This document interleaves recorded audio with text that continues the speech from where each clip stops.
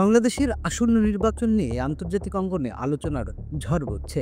এবার সরাসরি অবস্থান জানালো ভারত। দেশটির পররাষ্ট্র সচিব বিক্রম মিশ্রি স্পষ্ট ভাষায় বলেছেন, ভারত চায় যত দ্রুত সম্ভব বাংলাদেশে একটি অবাধ, সুষ্ঠু, অন্তর্ভুক্তিমূলক এবং অংশগ্রহণমূলক নির্বাচন। কিন্তু প্রশ্ন হলো, ভারতের এই বক্তব্য কি কেবল কূটনৈতিক সৌজন্য নাকি বাংলাদেশের রাজনৈতিক বাস্তবতায় চাপ সৃষ্টির কৌশল? নয়াদিল্লিতে বাংলাদেশের সাংবাদিক সংগঠন ডিক্যাবের প্রতিনিধি দলের সঙ্গে মত বিনিময়ে ভারতের পররাষ্ট্র সচিব বলেন, ভারত একটি অংশগ্রহণমূলক নির্বাচনের পর গণতান্ত্রিকভাবে নির্বাচিত সরকারের সঙ্গে কাজ করতে প্রস্তুত। এ সময় সীমান্ত সমস্যা, পানি বন্টন ইস্যু থেকে শুরু করে সাবেক প্রধানমন্ত্রী শেখ হাসিনার ভারতে অবস্থান সবকিছু নিয়েই প্রশ্নোত্তর হয়। কিন্তু সবচেয়ে বেশি গুরুত্ব পেল নির্বাচন প্রসঙ্গ। ভারত স্পষ্ট জানিয়ে দিল, গণতান্ত্রিক প্রক্রিয়া ছাড়া দ্বিপক্ষীয় সম্পর্ক এগিয়ে নিতে চায় না। এই বক্তব্য আসলে বাংলাদেশের জন্য এক ধরনের কূটনৈতিক বার্তা। প্রথমত, ভারত বোঝাতে চাইছে যে তারা নির্দিষ্ট কোনো দলের পক্ষে নয়, বরং অংশগ্রহণমূলক প্রক্রিয়ার পক্ষে। দ্বিতীয়ত, আন্তর্জাতিক অঙ্গনে বাংলাদেশের নির্বাচনের গ্রহণযোগ্যতা নিয়েই যে প্রশ্ন, ভারতও সেই চাপ অনুভব করছে। তৃতীয়ত, শেখ হাসিনার ভারত অবস্থান ও অভ্যন্তরীণ রাজনৈতিক অনিশ্চয়তার মাঝে ভারত কোনো ঝুঁকি নিতে চাইছে না। এখানে ভারতের লক্ষ্য স্পষ্ট, যেই ক্ষমতায় আসুক তা যেন বৈধ, গণতান্ত্রিক ও গ্রহণযোগ্য প্রক্রিয়ার মধ্যে দিয়ে আসে।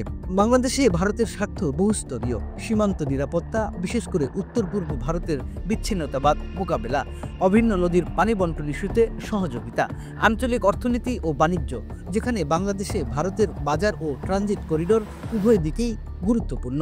আরেকটি গুরুত্বপূর্ণ বিষয় হলো চীন ও যুক্তরাষ্ট্রের প্রভাব মোকাবিলা।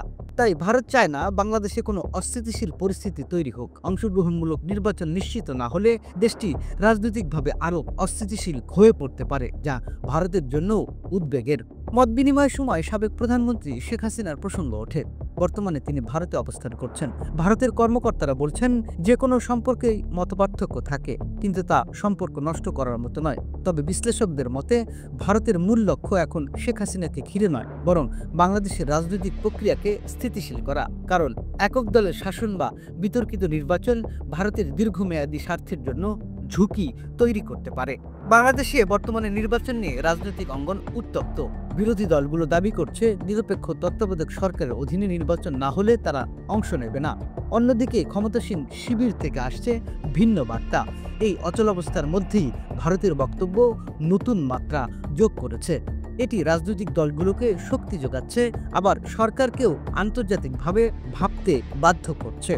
তাহলে কি বলা যায়, ভারত এখন বাংলাদেশের উপর অংশগ্রহণমূলক নির্বাচনের চাপ দিচ্ছে? প্রকৃতপক্ষে ভারত চাইছে এক স্থিতিশীল ও বৈধ রাজনৈতিক প্রক্রিয়া। কারণ অস্থিতিশীল বাংলাদেশ ভারতের জন্য ক্ষতিকর। তবে চূড়ান্ত সিদ্ধান্ত বাংলাদেশের রাজনীতিবিদদের হাতেই। ভারত কেবল বার্তা দিয়েছে, এবারের নির্বাচন যেন সত্যিকার অর্থে অন্তর্ভুক্তিমূলক হয়। অন্যথায় আঞ্চলিক ও বৈশ্বিক কূটনীতির মাঠে বাংলাদেশ আরও কঠিন চাপে পড়তে পারে।